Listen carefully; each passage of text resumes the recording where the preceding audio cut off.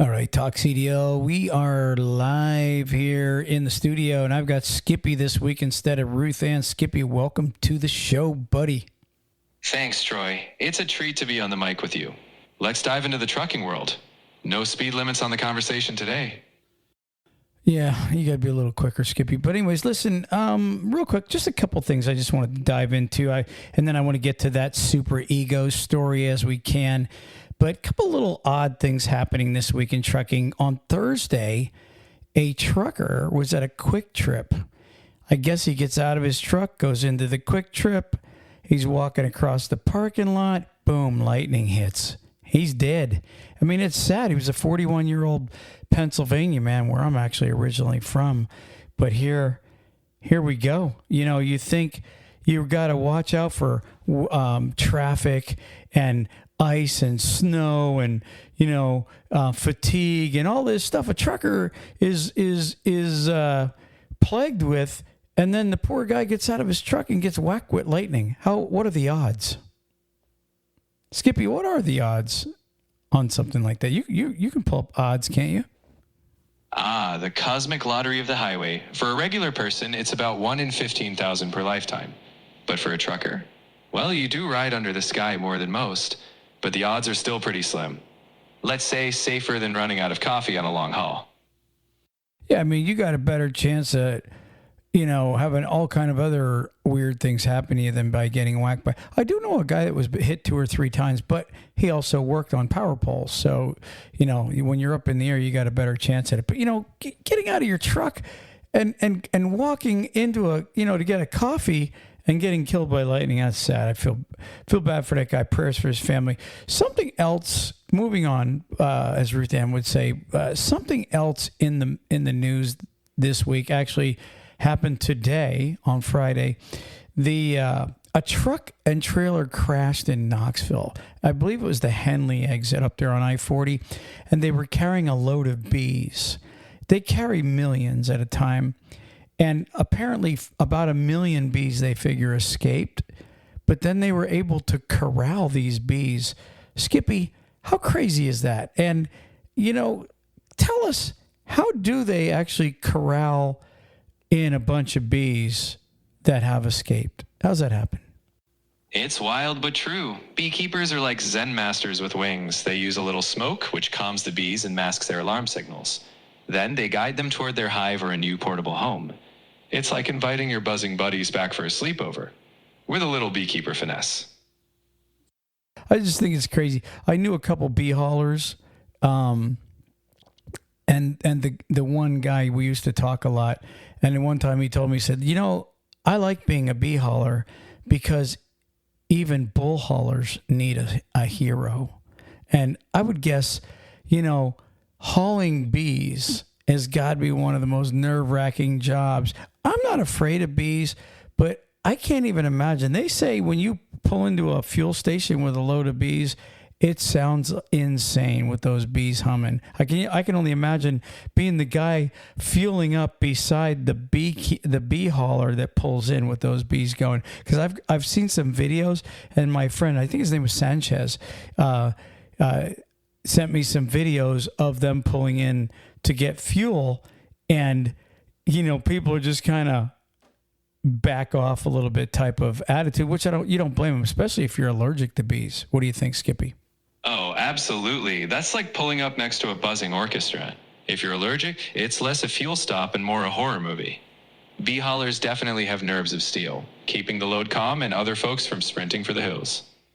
Skippy, I'm going to go ahead and move on from the opening little stories that I just talked about. Go ahead and look up Hey Bubba or Bubba.ai, and let's do a commercial. Tell us the good thing about Bubba.ai. Go ahead and look that up for us. Bubba AI, also known as Hey Bubba, helps owner-operators and small fleets by constantly searching for loads, negotiating rates, and handling paperwork, all with voice commands. It matches loads based on your location and preferences, aims to improve margins, and helps you spend more time driving. You still control which loads you accept, but Bubba streamlines the whole dispatching process. What I like about Bubba is you're driving down the road, you need a load, say from Dallas to Albuquerque or wherever, hey, Bubba. Bubba comes on, just like an AI, just like you, Skippy. And you tell him, Bubba, I need you to find me a load going from Dallas to Albuquerque. And for example, Bubba within seconds says, here's a load, or maybe even two. Here's the rate here's what it's paying. And if you don't like the rate, you tell Bubba, I'd like you to negotiate the rates. And he'll call the broker and actually negotiate the rates up for you if he can. Also, you can use Bubba to pre-dispatch you. He could book you a load from Dallas to Albuquerque and then tell him that you need one picking up in Albuquerque going to California, and then from California you need a load back to Pennsylvania. You can get you the dates, the whole 9 yards. And the best part is the first 90 days is absolutely free. You get to try Bubba out with no charges, and if you don't like it, you walk away. That's how confident they are that you'll love Hey Bubba. Download it today at the App Store on Google or on Apple. Moving on, Skippy. That was smooth, Troy. Bubba's got some serious hustle. With that, we're back on the conversational road. What's the next mile marker? Okay, so here we are at mile marker nutty case. It's amazing what I was looking at this article. I'm going to read this article. A trucker was weaving in and out of traffic and doing all kind of nutty stuff. And so the police pull him over. And here's what the guy says. It says, a truck driver admitted to police that he was suffering from mental illness after speeding and weaving through traffic while blasting music and resisting arrest. The Bernalillo County, New Mexico incident happened back in February, but the police body cam footage was just released Wednesday, April 15th. It says, according to KRQE, deputies were directing traffic on Interstate 40 near mile marker I-170 following a crash that killed a fellow deputy during a traffic stop. Instead of going with the slow flow of traffic, a trucker, Tur Mozageliev, drove on the left shoulder and cut drivers off. The driver then sped past the patrol car with his headlights off and cut off more cars, forcing them to slam on their brakes before moving on to the right shoulder. Deputies gave chase and eventually pulled him over, and the driver locked himself in the truck in the cab and ignored all orders to exit the truck. Deputies shattered the windows, pulled the driver, I guess, from the truck while he was blasting his loud music, and they eventually secured an arrest. Anyways, he tells the police he's suffering from mental illness. I want you to look that up. What kind of medications can a trucker take while he's out there on the road that's not a narcotic for mental illness, depression, all that? What do they take? The FMCSA doesn't provide a fixed list of approved mental health medications for truck drivers, but they focus on whether the treatment and condition affect driving safety. Many drivers can be certified while taking medications like SSRIs for depression, but it's handled case by case. The driver's doctor must confirm the medication doesn't impair safe driving, and the DOT examiner makes the final call, often resulting in shorter certification periods and ongoing reviews. Okay, truck drivers, here's the message I'd like to give you. If you are on mental illness drugs or depression drugs, I got to tell you, most trucking companies are going to find a way to pretend not to hire you. They're not going to tell you that's why. Okay? But I would just tell you, as soon as you announce that you have literally that you take drugs for depression or mental illness, the first thing they're thinking is, what happens when he doesn't take his medicine? What if he forgets to take his medicine? He's driving our 80,000-pound truck down the road. Literally. I know trucking companies personally, and I know this to be a fact. Most of them, when they hear you're on some kind of Xanax or some kind of drug that has to keep you stable, I'm telling you, you write yourself off. I was talking to a trucker the other day. Literally, he was a student. He's wanting to become a trucker. And he was asking me advice, and I said, well, here's what kind of life you can have. And then we started talking about qualifications. And I said, well, I could tell you if you'd qualify, because not everybody qualifies when they're coming into the industry. And so he started to tell me about everything. And then he said something about a medical condition. I went, whoa, you got a medical condition? He goes, well, it's nothing really to talk about. I said, well, I said, if you want me to be honest with you, tell me what you got, because there are some conditions that companies are going to discriminate against. I could tell you many of them: neck injuries, back injuries, stuff like that. Trust me, I couldn't believe truck drivers actually think it's no big deal. Well, anyways, this guy suffered from depression, Skippy. He literally had suicidal thoughts, and he said, yeah, it was just that. I take medicine for it, for preventing suicide and to keep myself up. And I'm like, dude, the second trucking companies find out about that, you're toast. You're done. Most trucking companies are not going to, with a good conscience, hire a trucker that is on mental illness drugs. I'm going to tell you that right now. It doesn't happen. Skippy, what are the odds? I don't know what you can look up, but can you look up to see, where trucking companies will discriminate, and do mental illnesses fall under the odds of them discriminating against a truck driver? And whether you come up with a yes or a no, I'm going to tell you, I see it all the time. What do you got, Skippy? So officially, under the Americans with Disabilities Act, trucking companies can't flat out discriminate based on mental health conditions. But in practice, it's more nuanced. A driver must be medically certified as safe to drive. Some companies might indeed be cautious if they perceive a condition or medication could affect safety. In short, while it's not legal to discriminate, real-world hiring can be tough if a company worries about safety risks. It's a tricky road, and drivers need to work closely with medical examiners to ensure they're safe and certified. Let's continue this conversation since we're talking about this. Let's keep it real. I'm one to always keep things real. I really wish Ruth Ann was here today. I've watched trucking companies, and I'm not going to name names because, I know their safety directors, but I know a trucking company in Pennsylvania, very large carrier. I had a conversation, I'm going to say 25 years ago, at least 20 years ago, with this safety director. And we were talking, and he told me he just turned a guy down because the guy had a thumb injury. And I said, you're turning a guy down? He said, yeah, he collected workers' comp. I said, so you're going to discriminate against somebody over a thumb injury? He said, absolutely. And let me tell you why. He said, this guy collected workers' comp for 6 or 8 months. He said, for a thumb injury, he collected workers' compensation. That's a guy that's just looking to milk a company. And then he proceeded to tell me what the costs are on workers' compensation claims. And there are just many people, not just trucking, but in every industry, that milk the system.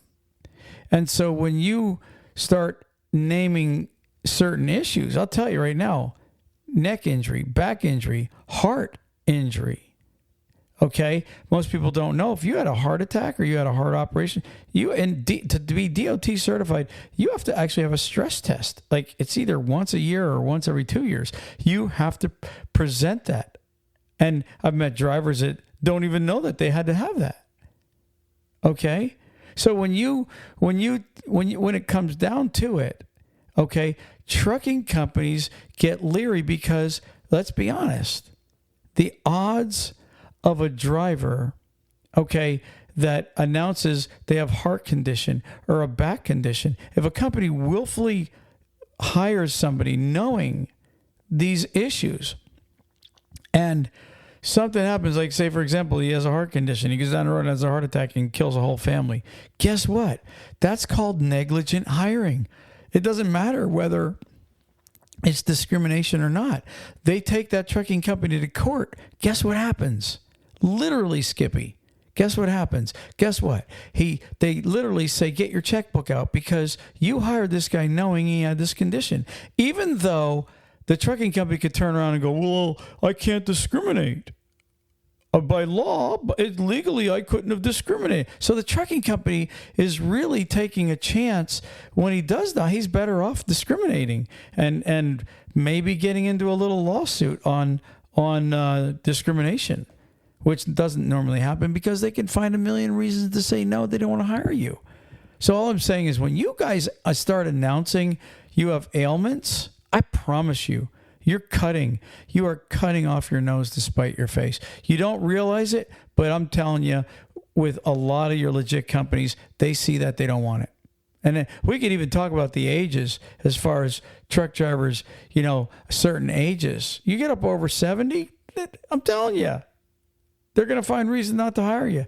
There's a lot of discrimination, but at the same time, you can't blame these companies because people become a literal risk. I'm sorry, but you've hit the daily limit for advanced voice.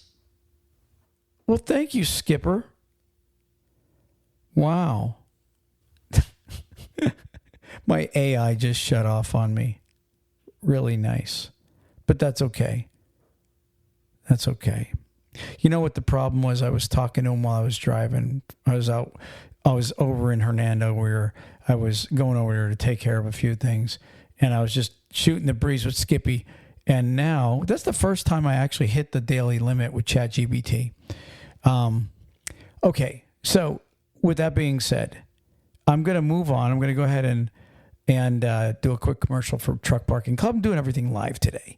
Ruth Ann's not here, so I'm just kind of working the podcast myself. Truck Parking Club. Okay, let me tell you about Truck Parking Club. First off, it's a free download, and some drivers they don't want to pay for parking. But let me tell you something. We all come into situations where we need Truck Parking Club. All right, you may be up in the Northeast somewhere one night, almost out of hours, and truck stops are full.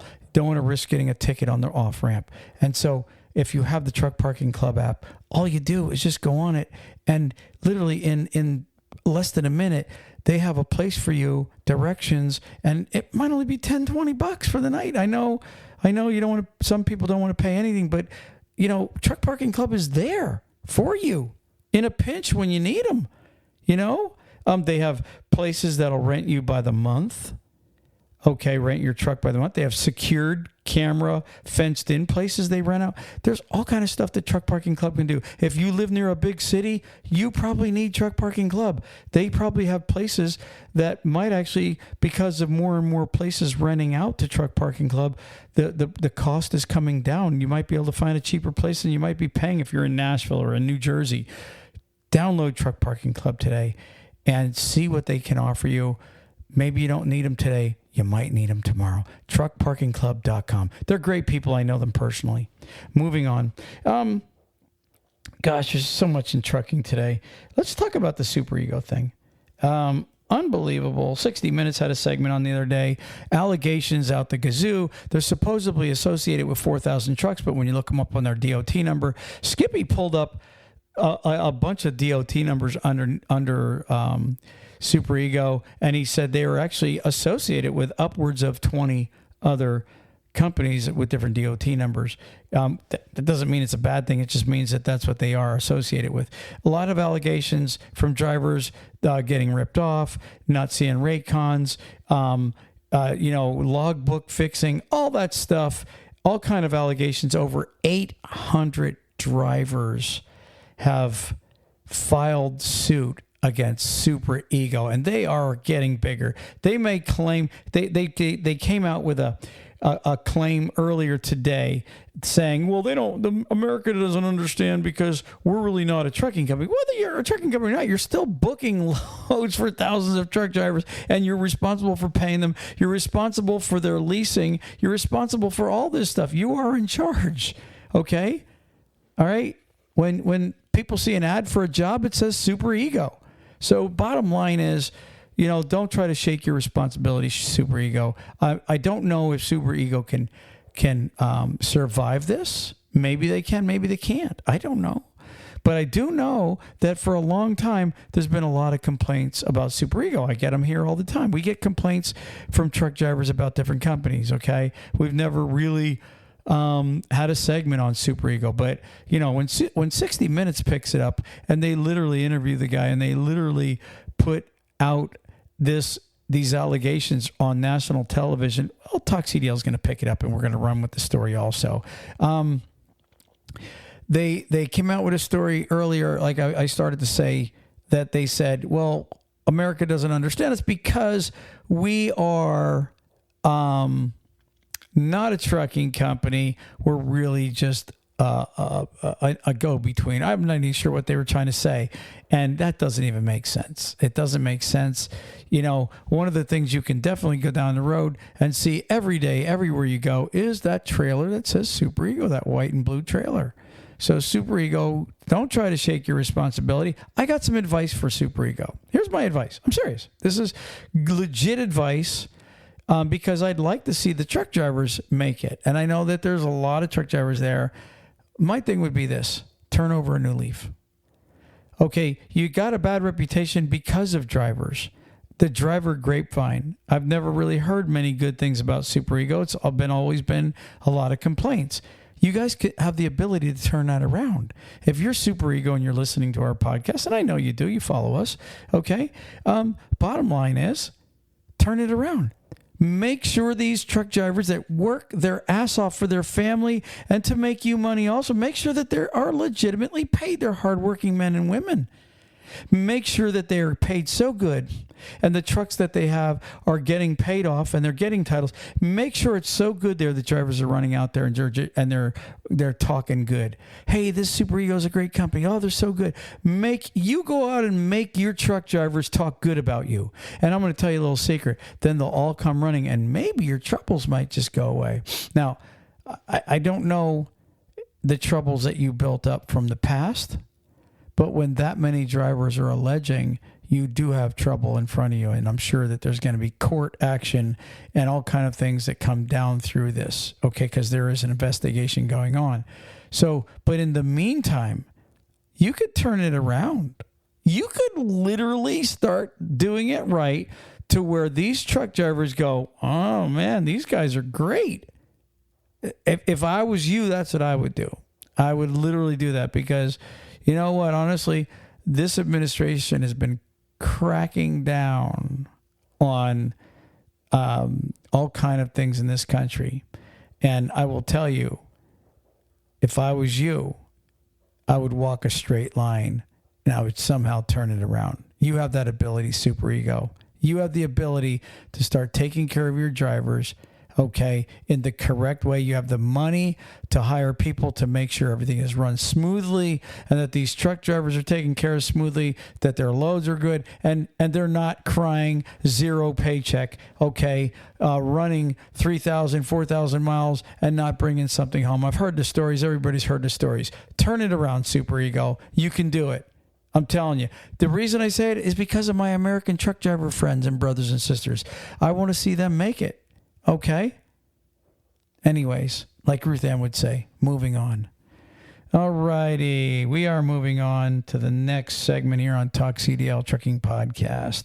We're going to be at the, I think we're going to be doing a podcast live at the 75 Chrome Shop next week, their truck show, their annual truck show, and it's just keep getting bigger and bigger. It's growing. And what's really cool, whoever wants to come out to the truck show, they have a parade every year of show trucks. And, bring your cameras. You guys that are content makers, bring your cameras and video and film these trucks. Amazing trucks. It's a lot of content you can get at these truck shows. Come out, take pictures, bring the kids. There's going to be food. There's going to be, vendors. There's going to be tables set up. And more, like I said, more importantly, there's going to be a big giant parking lot of amazing looking trucks. You don't want to miss it. Come on out there to the 75 Chrome Shop. If you don't know where the 75 Chrome Shop is by now, you've been living under a rock. Look it up. It's in Florida. It's south of Ocala, north of Tampa, probably about almost in the middle. And it's in Wildwood, Florida. There you go. Be there, be square. Ruth Ann and I look forward to meeting people like we always do at the truck shows. Come out and shake hands with us and jump on the mic with us for a second if you want to. Moving on. Gosh, I miss Ruth Ann tonight. Skippy abandoned me. I was talking to Claude also. I wanted to bring Claude on. He's another AI. And I was going to have Skippy and Claude. I was going to see if I can get them arguing. I don't know if they would have. But I was just going to kind of do that. Maybe next week on the show, I'll bring in Claude, which is the other AI. It's made by Anthropica. And I guess OpenAI owns ChatGPT, which is where Skippy's from. I want to see if I can maybe get them arguing, see if one thinks it's more superior to the other. Maybe I won't even tell each other that they're AI. Let me see if they figure it out. We'll try to have fun with them next week on TalkCDL. Okay, moving on. All right. So what else do I got here to talk about? Boom, boom, boom, boom, boom. Okay, one last quick segment. Non-domicile CDL licenses are once back again. This past week, they were given the green light. 9 states. Let me see if I could pull it up while we're talking. But it literally